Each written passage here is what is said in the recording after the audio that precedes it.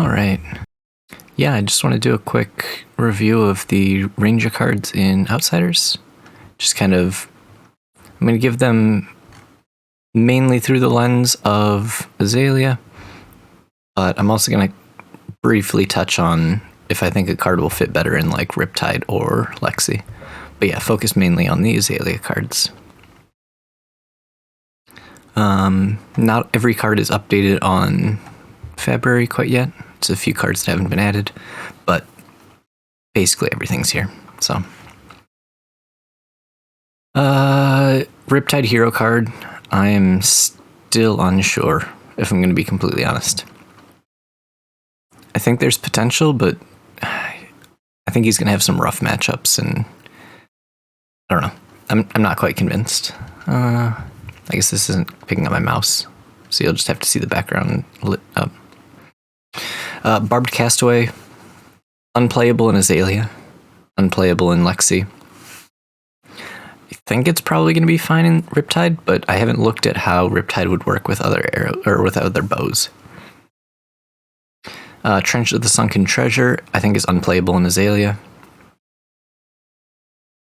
Giving up the tunic hurts way too much, and right now Trench is there for Riptide to get like D-reacts that are stuck in Arsenal out of there so he can play arrows. And Azalea already has a way of doing that. And instead of getting one resource for it, we're going to get an entire card. Some people have talked about its interaction with like Command and Conquer and like saving a card, but you're still losing the card unless it's a fatigue game. Card's gone and you're probably never going to see it again, and you're getting one resource. And as Azalea, we don't have a great way of using that resource. So we're kind of just like, I don't know, it just feels real bad. So I don't think that this is a card that sees play in Azalea. Riptide, yes. Lexi, no. That's my impressions. Quiver of Abyssal Depths. This has been basically compared to Remembrance on a stick. So it's a Remembrance that you don't have to pitch over and over until the late game. You get to just use it in the late game. Any blue turns into that Remembrance, while also not disappearing out of your deck, which sounds good. The problem is the matchups where we're getting fatigued as Azalea are like Oldhim. Like, that's the one we're most concerned about. And into Oldhim, a 5 dominate or a 6 dominate or even like a 7 dominate doesn't leak much damage because he's got Rampart, Crown, 3 block, Earth React.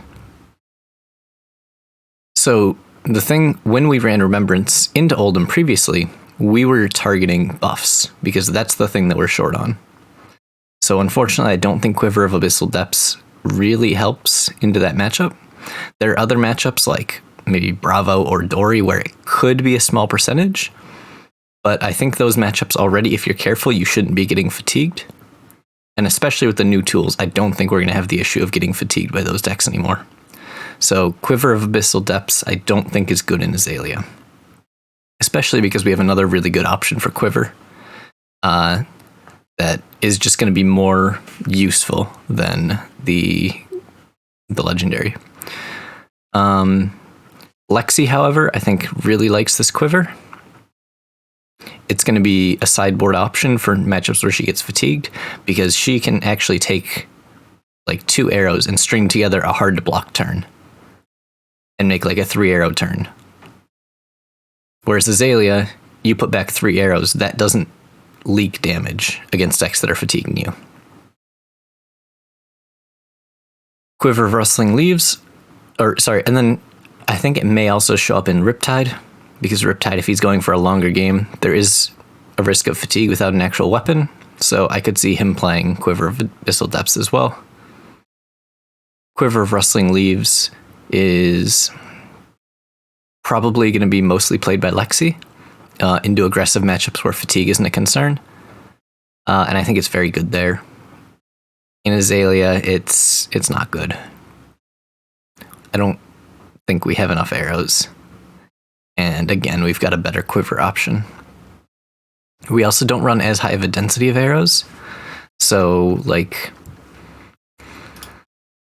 Oh, I can click on the cards. Yeah. So like we don't run enough arrows to make this consistent at hitting. We also don't run enough blues, whereas that's something Lexi does. So this is a Lexi card in my eyes, and I think it's a rather good Lexi card in my eyes. This card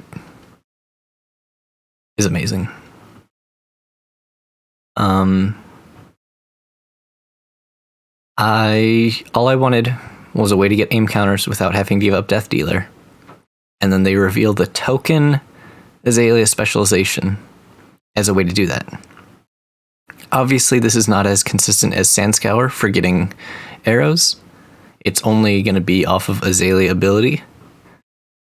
If you wanted to play like Silver the Tips, technically this works, but I'm not going down that rabbit hole.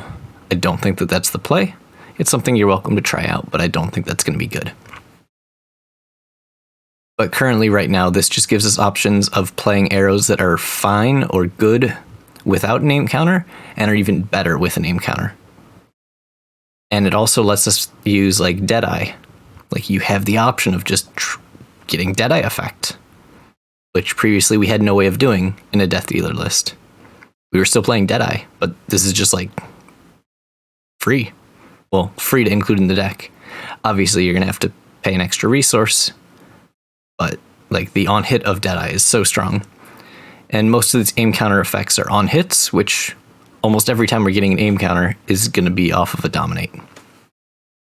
So this Quiver just gives us a little more flexibility and just extra power level on some of these cards without needing to jump through extra hoops to get aim counters.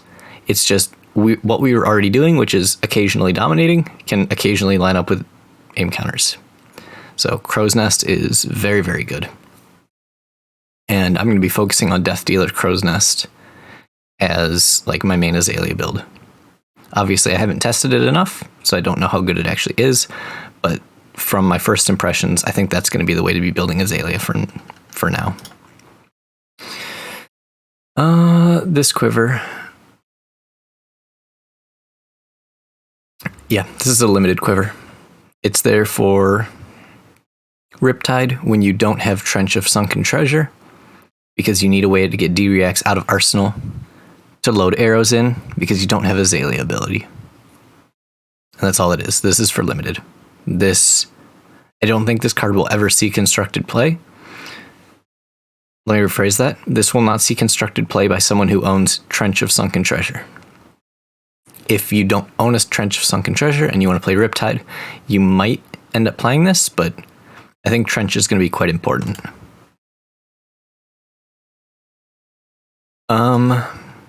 Wayfinder's Crest. It's another limited card. Obviously, we're not giving up Crosswrap. Lexi's not giving up New Horizon. Riptide doesn't care enough about the top of the deck to give up whatever helmet he wants to run. So it's just limited. I think this card is actually quite good in limited. It's like a Fate Foreseen light.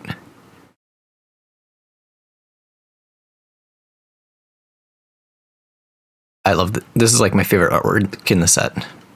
I don't like quite all the gory, edgy pits artwork as much as I like playing Azalea.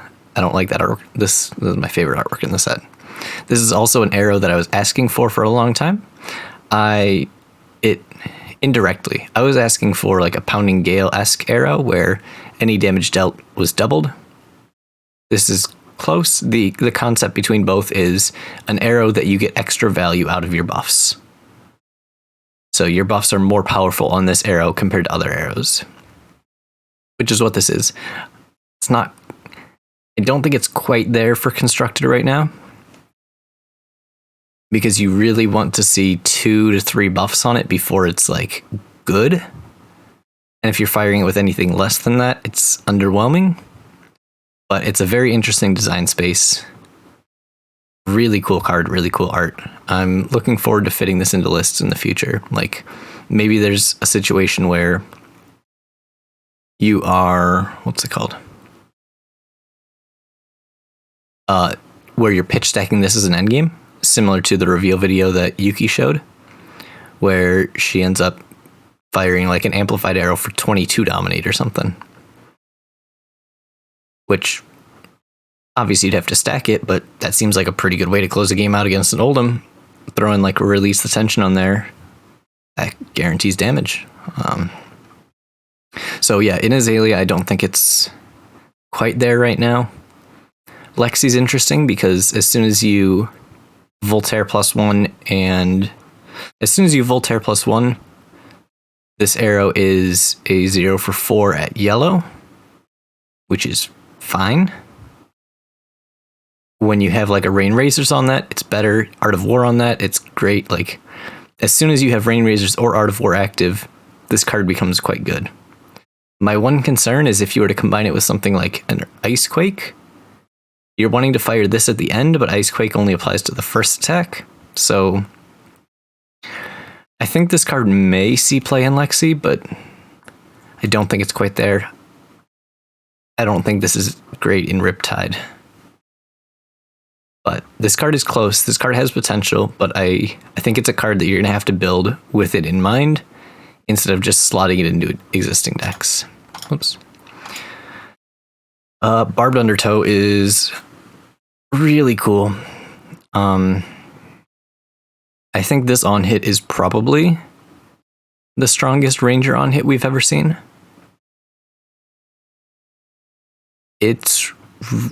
I think the on hit is better than Red in the Ledger. Obviously, it's conditional though. Instead of Red in the Ledger just being an on hit, this has to have an aim counter. But this on hit is basically a time walk against something like a Guardian or Icelander. They just can't play. They have mostly blues, and they can't pitch their reds to play blues because their blues cost too much most of the time. Like, maybe Icelander will be able to pitch a red to fire an Ice Bolt for... No, not an Ice Bolt.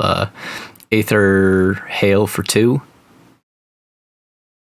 Like, that's like about as good as an Icelander. Maybe a Scar for a Scar.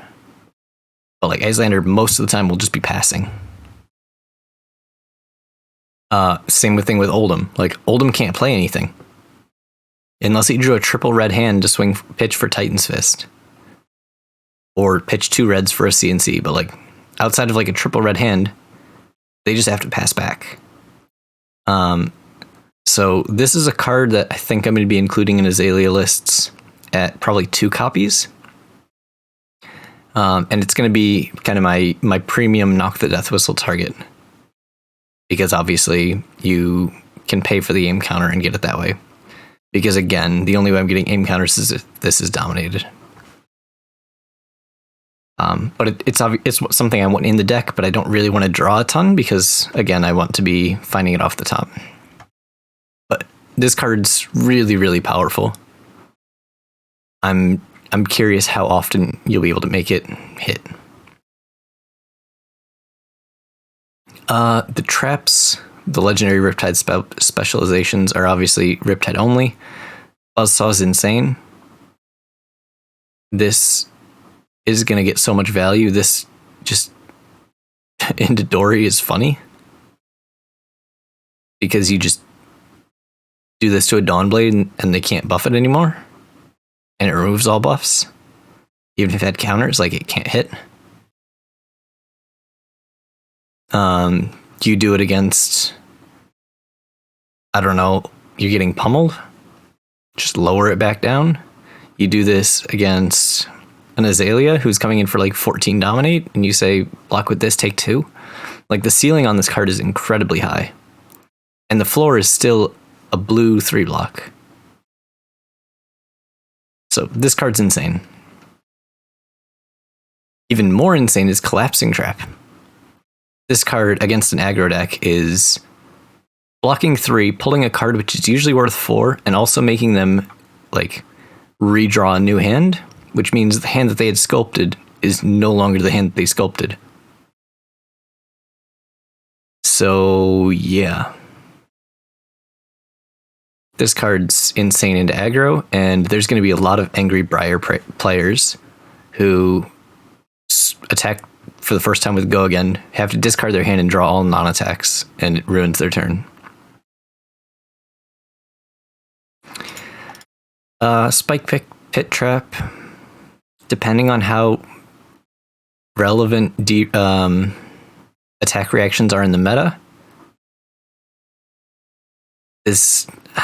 I actually don't think this card is that crazy, but again, it's still got that floor of a blue 3-block D-React. Just really good.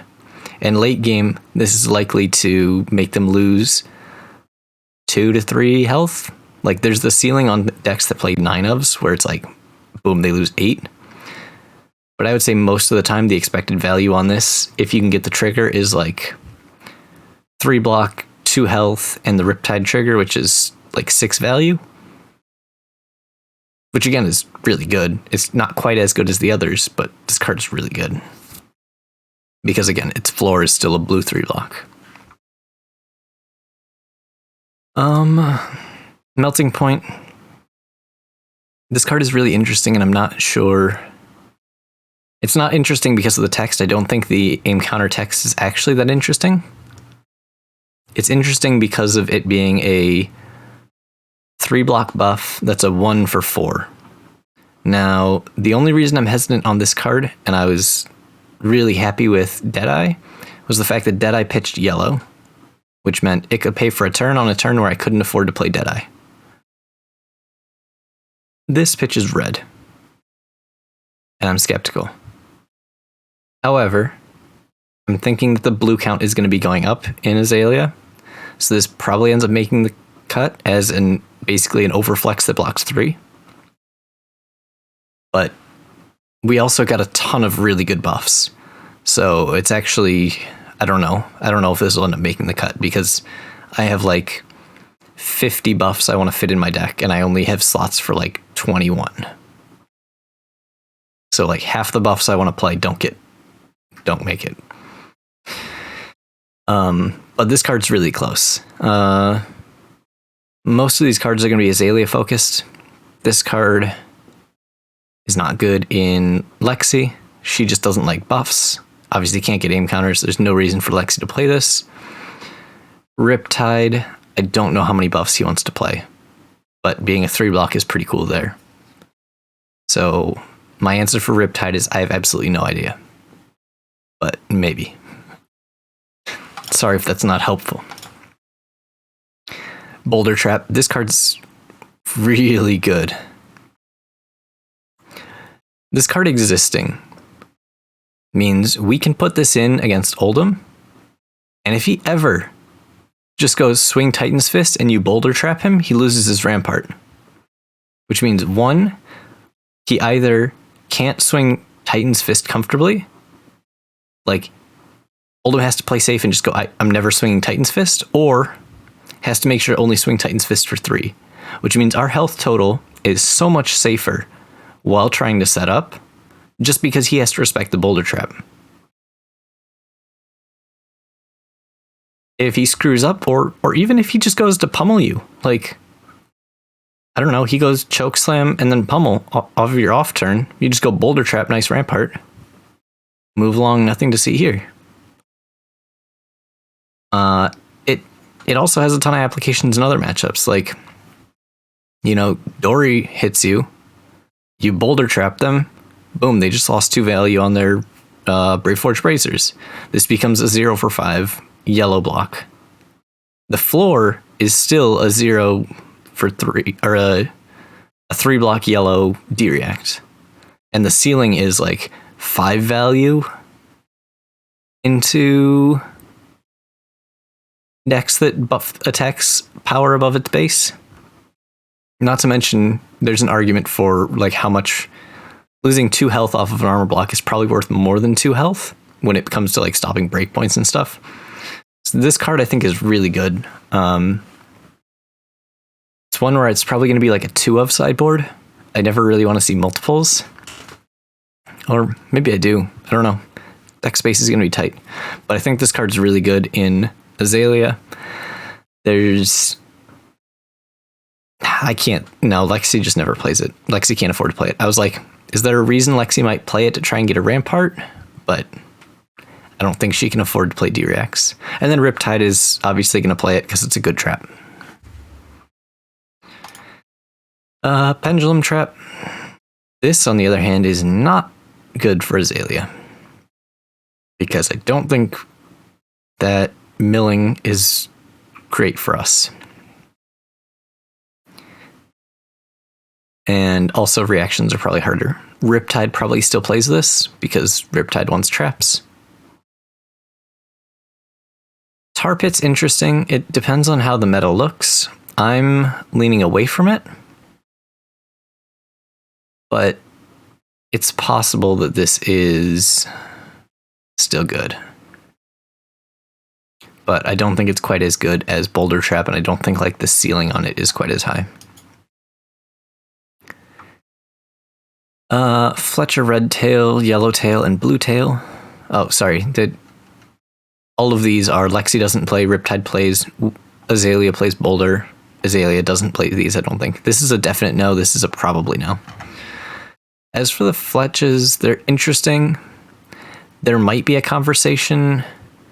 It's weird. So the aim counter text of them getting -1 on cards blocking is funny because the only way we're going to have aim counters in the current list, which would be Death Dealer or Crow's Nest, is if the opponent, or if we give it Dominate, which means that bottom text is only getting maximum 1 extra value.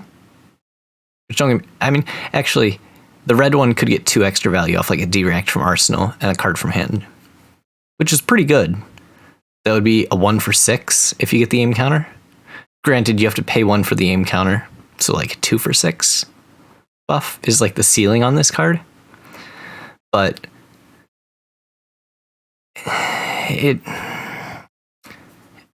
the issue is on this like hypothetical line, we're using Death Dealer to load is 1 resource, 1 to pay for Crow's Nest, 1 to pay for Fletch the Red Tail, 1 to fire the arrow. So it's like a 4 resource turn if we want to get the aim counter on there. So this card, if we want the extra text on it, is likely going to be a 4 resource turn. Otherwise, if we're not using that extra text on it, we would just play Melting Point. So I don't think Fletcher Red Tail makes the cut, but it's an interesting one. Yellow Tail never makes the cut because the aim counter text does like nothing because no one plays yellows except us. Blue is an interesting one. I think blue actually might have legs because a 1 for 2 that actually, if it stops their blues in the late game from blocking, is like a 1 for 3. One second, answering someone's question.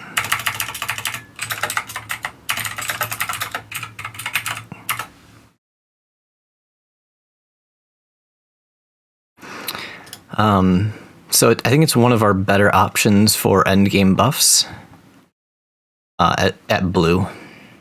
And so I think I like this as an option. There's another card that's later on in the list that's a maybe as well.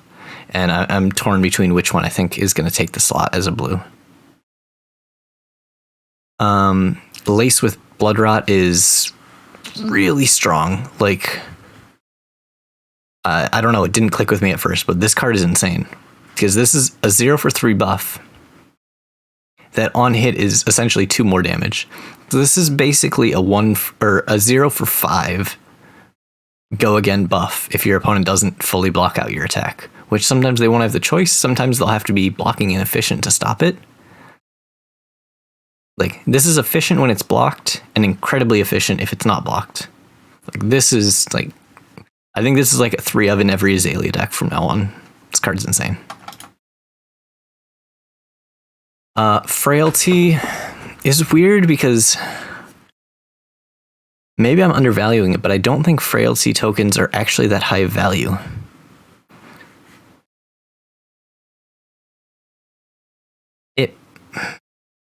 Against a Lexi, you might be able to get 2 value. No, against a Lexi, you might be able to get 3 value. Against ninjas and assassins, you might be able to get 3 value. But there's a lot of turns where they'll just lay a bunch of cards in front and you'll get maybe 1 value. I don't know. Maybe I'm... In certain matchups, I think the Frailty's fine. But there's also going to be matchups like Guardian where it's probably going to get 0 value, maybe 1 value. So I'm hesitant to put this in the list. If we see a meta where like Wide Lexi or like Katsu are really prevalent, Frailty, this becomes a lot stronger. And this probably makes it into the sideboard at that point. Because again, it's incredibly efficient if we're getting like 2 value off the Frailty. So this one's meta dependent. Lace with Inertia is similar, where the Inertia token on its own might not be incredibly powerful, but the fact that it takes like an Oldhim or an Icelander or a Lexi off of being able to keep a 5-card hand, like that, it's harder to quantify, but I think this is good enough because we already know that Seek and Destroy is incredibly powerful. This is basically Seek and Destroy copies 4 through 6.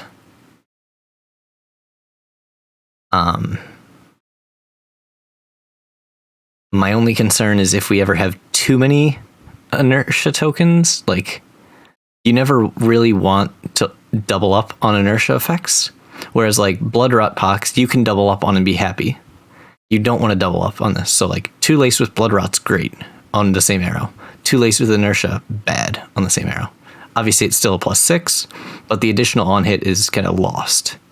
So I could see a world where we go to like 2 Inertia, 1 Frailty, and 3 Bloodrot or something. But I'm not sure.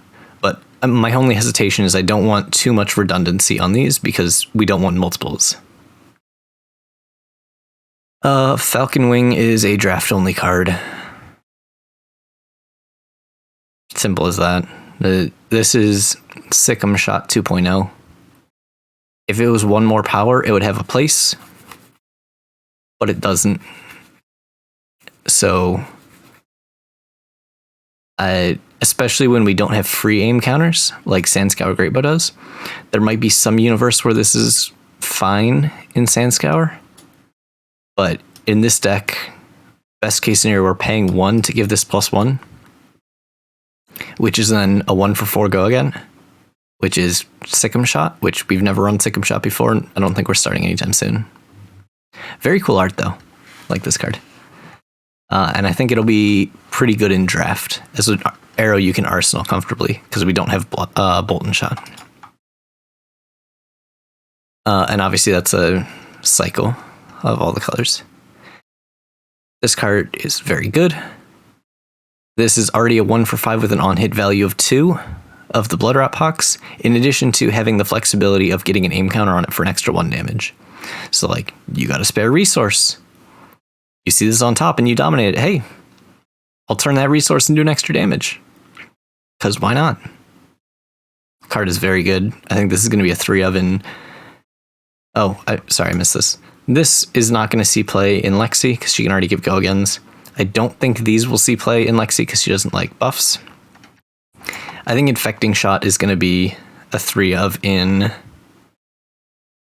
Azalea and Lexi. I would not be surprised if Lexi started playing more than 3 of these, like 6 of these or something. This card is really good. Like, Lexi doesn't even care about the aim counter part. It's the on-hit deal 2 damage. It was real good. And then that's a cycle, obviously. So yellow and blues as well. Murkmire Air Grapnel. This card's funny because it is just straight power crept long shot. Without aim counter, it's better than a long shot. With aim counter, it's still better than long shot. The only situation where long shot is better is if you were to be playing Belittle. And we're talking about the reds. But I don't think you should be playing Belittle and Sandscour Greatbow together. That said, this card still isn't good enough. The can't be prevented is not really applicable. And then it's just a 0 for 4 that doesn't have a great text. You get the aim counter, it's a 1 for 5 with, again, not a great text. I mean, maybe there's a universe where We have Oldham's running 1 billion damage prevention effects, but face value, I'd say it's no good. Same thing is going to apply to Lexi and Riptide. Sorry, an Infecting shot is probably going to be a 3 of in Riptide as well, because he can even give it the aim counters potentially. Sedation shot is interesting. At first, it looks really good. My biggest concern is that it risks doubling up with Lace with Inertia as well as Seek and Destroy in Azalea. Additionally, the times where Lace with Inertia and Seek and Destroy are most powerful is when they're attached to detrimental things. So you like attach it to a fatigue shot and make a Guardian go, shoot, I've got a Crippling Crush, but I can't cast it because it would be halved, but I can't hold it because of the Ponder, or because of the Inertia or Seek and Destroy. So that's where those buffs are the most powerful. When you're just hitting them with an Inertia token on hit, that means there's no other on hits really. The only other exception would be like Deadeye, could be an on hit with it. But everything else, there's no like actual disruptive on hits that is going to disrupt them playing out their cards. So I don't think that this arrow makes it in Azalea, just because we don't want that redundancy of, you never want to play a Lace Inertia on a Sedation shot. You never want to play a Seek and Destroy on Sedation shot. Which, on the flip side, like I said, you're very happy to play a Lace with bloodrot on an Infecting shot, because 2 bloodrot Pox tokens is great. 2 Inertia tokens, not great. So I don't think Sedation shot makes the cut, because again, the Inertia token ceiling is best when combined with another on hit. I can definitely see Lexi looking at Sedation shot, because it's a very disruptive on hit that kind of buys you some space. So this is an on hit that kind of buys you space to set up, in the form of you hit them, they crack back, you might have to be defensive. They get a 4-card hand, which then gives you space to set up after that. So like it's a way of creating space, and it's a maybe. There's so many good arrows right now for Lexi that I don't know if this quite makes the cut, but it's on the list of things to look at. Spire sniping. I love this card. Really like the art. I like how it's like a dark art, but then they somehow have like pink lights in the background. And like it's still like, I don't know, really, really like this card. In addition to how it functions, this is also really cool because it's not the same as Opt 2. It's going to reveal, you're going to look at the top 2 and you have 2 choices of how you put them back. But it's still really, really useful at finding Dominate. So I think this card is most powerful at blue, because not only does it work that way, it works off flipping from Arsenal. So part of the issue we had with our blue arrows was, one, they needed to be find a load with Death Dealer and be happy, or Azalea into them. But we also wanted to be able to Arsenal them. So Bolt and Shot Blue was great to Arsenal, because you could actually clear it out with a buff and move on with your day if you needed to. Headshot, not so good. However, Headshot had the upside of, it was a way of pushing damage in endgame as a 4 Dominate. Spire Sniping, I think, is going to take Headshot's place, because when you Arsenal it, you get to flip it. You'll look at the top 2, put them back in any order, and then you opt 1. Which means you have some control. Basically, you look at the top 2, you're allowed to put 1 on bottom if you would like, is essentially how that works. Which is good enough to find something most of the time. As opposed to normally it would be cross-wrap. If you don't see it, you send it at the bottom in blind. With Spire Sniping, you'll know what that quote-unquote blind Azalea is going to be hitting. So that card is really, really good there. I'm a big fan. I think I'm also going to be playing the reds, because the reds are just good, like, think. Because if you load it, you get to see 2 more. It's also a perfectly fine arsenal for the same reason. But if you don't find an arrow on top, you fire it, it's fine. But if you do, it gives you great ways of finding dominate, great ways of finding that aim counter synergy with the crow's nest. It's probably going to be like a 3 blue, 2 red. At least that's what I'm looking at for now. Riptide, I don't think he cares about the top 2 cards of his deck at all, so I don't think this gets played there. Lexi doesn't really care what's on top of the deck. I mean, there could be like some hand where you load it with Voltaire and then look at the top 2 and go, oh, that's good, now I'll play my 3 of a kind, but it's just not good enough. The fact that you don't get to control where those 2 cards go, if this was opt 2, I think it would be good in Lexi, but because it's just looked at the top 2 and put them back in any order, it's just not quite good. Also, Lexi is almost always... I don't think there's any way she has in most of her lists to draw a single card. So Azalea, we have ways of drawing 1 card, we have ways of Azaleaing in 1 card to the bottom. So we have ways of doing that. So we can get benefit out of switching the order, as opposed to Lexi, who I don't think there's any cards that gets benefit out of switching the order. Riptide, right now, I don't think there's any way for him to get benefit out of switching the order. So this is an Azalea card. I think it's quite good in Azalea, quite bad in Riptide and Lexi. Or rather just not up to par, or it's not good enough to make it into decks. It's not necessarily like a bad card in those decks. It's just not good enough. Widowmaker. This card's so close.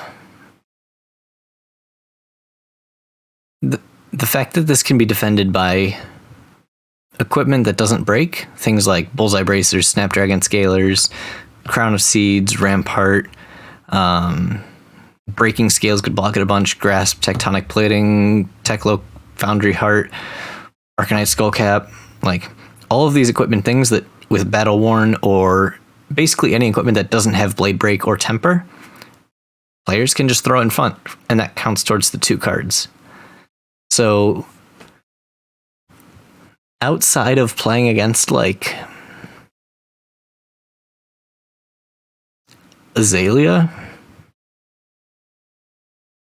and maybe Lexi as a blue, it would be like a blue sideboard that's good in second cycle, but the decks with low armor aren't decks you're going to second cycle.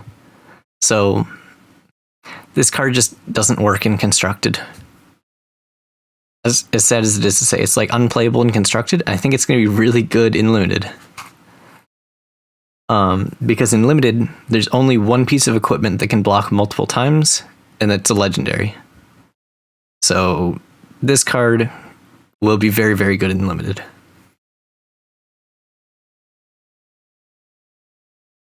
Yeah, I think this is going to be like a really high priority arrow in Limited. It's my prediction, at least. Withering Shot is the Frailty version of the other arrows, and like I said, I think I'm valuing Frailty as the weakest affliction right now. So as a result, this I don't think is quite good enough. If we find ourselves in a meta where, like I said, things like Lexi, things like Katsu are more prevalent, this is a card that makes it into sideboards for both Azalea and Lexi, but right now I don't think it's there. And I don't know, maybe Riptide plays it. Yeah, it becomes a meta-dependent arrow for all 3. Because this like cycle of on hit make the Frailty token is just good in all 3 of the heroes if the on hit is good. Or sorry, if the affliction is like powerful in that meta. Like Bloodrot Pox I think is always powerful. Right now in our meta, I think Inertia is powerful. Frailty is... we'll have to see. And then there was another cycle of commons here, and I believe those were just quite bad. Let me see if I can find where it was posted. But it was a draft card. Yeah, Skybound Shot. It's a 1 for 5 at red. If it has an aim counter, it's a 1 for 6, which is pretty much just worse headshot. And also harder to accomplish headshot. Textless. It also is just a strict, actually no, it's just a strict downgrade to Infecting Shot, Sedation Shot, and Withering Shot. So unless for some reason you are already on 3 of each of these, you wouldn't touch Skybound Shot until that point. Like if you, I don't know, if you really liked that text. So I think it's going to be a limited card, and it's constructed unplayable and constructed right now. Hybrid equipment. This is a limited card, obviously. We're not giving up our headpieces. Very cool effect, though, for making sure that Riptide or Azalea has an option for finding an arrow. I think this is probably better in Riptide, especially because it can clear the arsenal. So if you get a D-React stuck in arsenal, you can use this to clear the D-React and find an arrow. Toxic Tips will be perfectly fine. Like, I think this might be our glove slot for limited, and it's just going to be good. You ideally in Azalea, you're going to have it as a dominate in limited, but again, it's just not a constructed card. Codex of Bloodrot is, it's weird. So this card is good. So is Codex of Frailty. So is Codex of Inertia. The problem is, for Frailty and Inertia, you want to empty your hand. So you would need to play out everything else. And then, so that's to avoid the discard on play. And it's also going to make a Ponder token, which means you never want to see Codex of Bloodrot with Codex of Frailty or with Codex of Inertia. Yeah, I mean, you never want to see Frailty or Inertia together. You never actually want to see any two codexes together.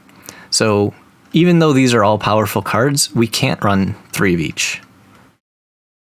So I think the limit is going to be somewhere between 4 and 6 cards that make Ponders, and there's going to be a card later down that's going to make Ponders. So the thing that I'm currently looking at is only playing Frailties, but all of these are strong cards. It's just you can't have too many of them together.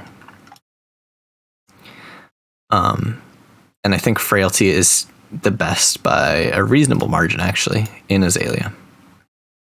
As far as Lexi, I don't think Lexi likes the Ponder tokens quite as much. Riptide should. So I think Riptide is going to enjoy them all as well. I'm not sure what his ratios are going to look like, but Frailty I think is even better in Riptide.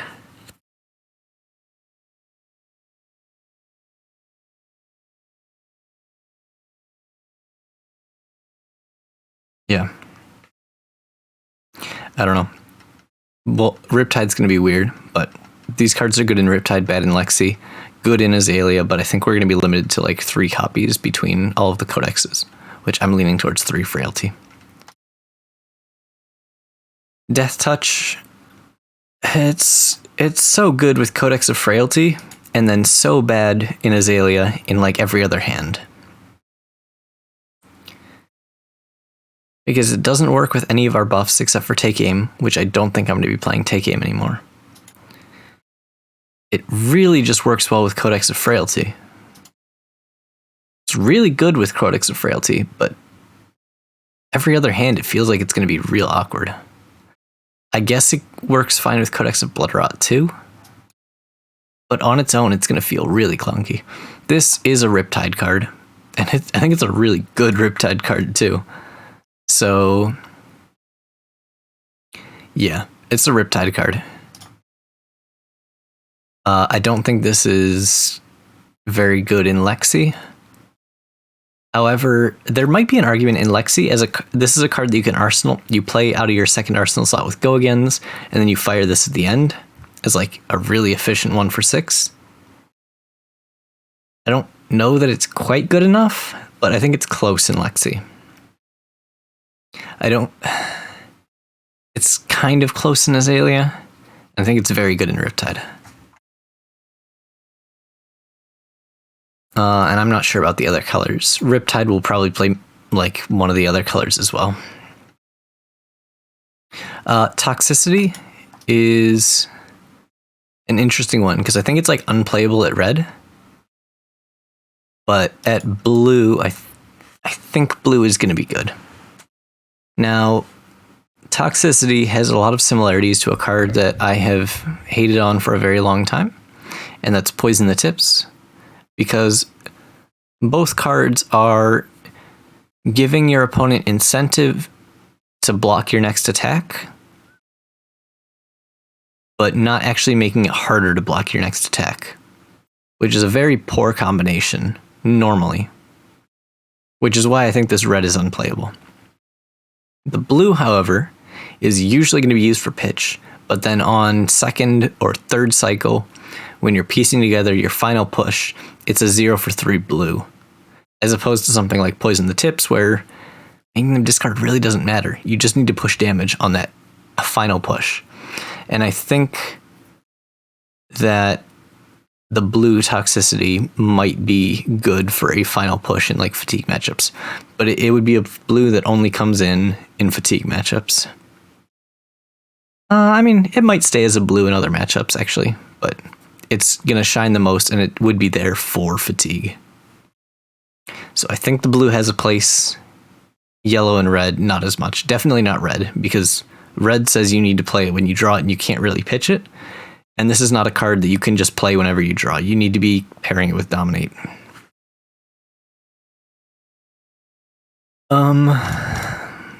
This card, Virulent, however you pronounce that, Touch.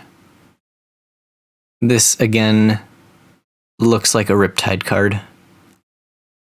It's the same clause as Death Touch, and Riptide's able to load it with his hero text very easily. Stuff like Azalea and Lexi just can't. And that restriction of not being able to be played from hand is actually pretty hard for them when we can't load it with arrows. So this looks like a Riptide card, and I think the red one actually is quite good in Riptide. Because it's a 0 for 4 that if they block, they get a Blood Pox. And I think Riptide is going to struggle with closing out games. So this is going to be a key part of, if they don't block, they take damage. If they block, they take damage. And I did the math, and that's a good way to deal damage. So I think this is going to be a very good Riptide card. Bloodrot Trap. If this defends a thing with a reaction, creates a Bloodrot Pox. Depending on how prevalent reactions are, this is debatably good as a 0 for 5 red. But I'm hesitant on it because I don't know what the prevalence of reactions will be. But this has a lot of potential. Frailty also has potential. Actually, okay, I wrote off Frailty at first, but this against like Lexi, you play this on their first attack with Go Again. It blocks 3. The Frailty immediately goes into play, lowers the attack by another 1 because their attack came from Arsenal. And then it blocks 1 on the next. So it's probably going to be 5 to 6 value. This card's actually interesting into like Lexi. It depends on how prevalent Lexi is. So obviously Riptide I think is going to be running all of these. I don't think Lexi can afford to play D-Reacts. It would just be Azalea as maybes. But Inertia Trap, I think, is probably my favorite trap that's come out that Azalea can play. Because obviously giving your opponent an Inertia token is good. But normally we do it on our turn, and our opponent gets to figure out, how do I use all of my cards? Inertia Trap, if you do it on their final attack when they're planning on arsenaling, is going to block 3 and then take away their last card. So you do this to someone like Lexi. I mean, ceiling is like Lexi setting up a 6-card hand with a double arsenal, and you make him lose both arsenals. All of a sudden, this is getting like 10 value on a D-React. But oftentimes, it's just going to be people going to set up an arsenal, whether that's even something as simple as like Phi ending on a lava burst. You block 3 plus take away his arsenal. All of a sudden, this is like a 6 block. And I don't think that's going to be too uncommon. This also is another card where Oldhim swings a Titan's Fist. You block with Inertia Trap. Sweet. Now I get to push because he doesn't have an arsenal. So I think this is a really good one for Azalea. I'll briefly touch on some of the generics, but I'm not going to go through all of them. Vambrace of Determination on paper should be good into Oldhim. I'm going to try it. I'm not convinced because losing Bullseye Bracers takes a lot away from our big spike turns, but I don't know. Maybe this is good enough. So I'm going to be trying this, but I'm still on the fence. It's something that we'll have to see how it feels. That's all filler. None of these are good. Here's one. This card's really, really good. This is basically Plunder Run, but for Azalea. And that's real good. But again, this is a way of creating a Ponder token, which is why, again, I was hesitant on Codex of Frail, too many codexes, because we don't want too many ways of generating Ponders. But this just is a way of like extending our hand and getting a ton of value off of it. And then getting an on hit of essentially draw a card. So this turns your arrow into a snatch, which people will be familiar with doing with like Endless Arrow. However, okay, so if we compare with Endless Arrow, it always arsenals an Endless Arrow, which arsenaling an arrow isn't always the best. It's a blind arsenal is usually better than guaranteed arrow. However, Endless Arrow doesn't have any other on-hits. This gives all of our arrows their regular on-hits as well as the Endless Arrow on-hit, essentially. If you compare it to like Heatseeker, which is a blind arsenal again, Heatseeker puts it face up, which is problematic for us because we want to be able to cross-trap opt. So that's why Premeditate is better. There's also, yeah. I think this card's really good. So this is going to be a 3 of.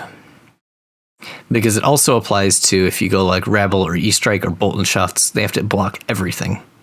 It's not just on the final attack. It just only buffs the first attack you play. I don't think any of the other cards are great. Oh. Wait, let me take a look really quick. I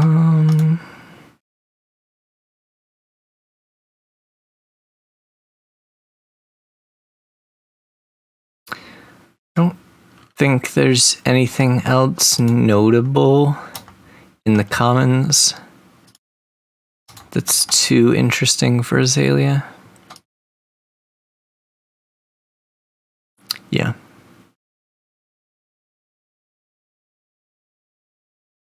Yeah, I don't think there's anything else too interesting out of the rest of the commons for Azalea. So yeah, that's all of the Ranger cards that have been revealed, which I think should be all of them, barring the Fabled being like a Ranger card, which I kind of hope it's not. The dream would be a Fabled Alt-Art Death Dealer. That would be sick, because Death Dealer is my favorite card, but I have no idea what it's going to be, but I really hope it's not a mechanically unique Fabled. I hope it's like an E-print, or an Alt-Art Cold Foil like E-Strike or Art of War or something. Similar to what they did in Dynasty. But yeah, that's all I got. I'm really excited about this set. Going to like deck build, I ended up with like 150 cards in my first draft of the deck.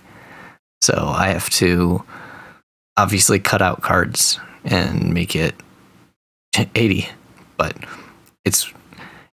I thought deck space was tight before. I was trying to fit in a few extra cards, and now all of a sudden Like my card pool has doubled, or like good card pool has doubled, and it's like, well, what do I do with all of these cards? Like I can't fit them all in the deck, and we have to make some tough choices. Like, I mean, like Take Aim's gone, Release Attention's gone. I think Yellow Glide Path is probably gonna go.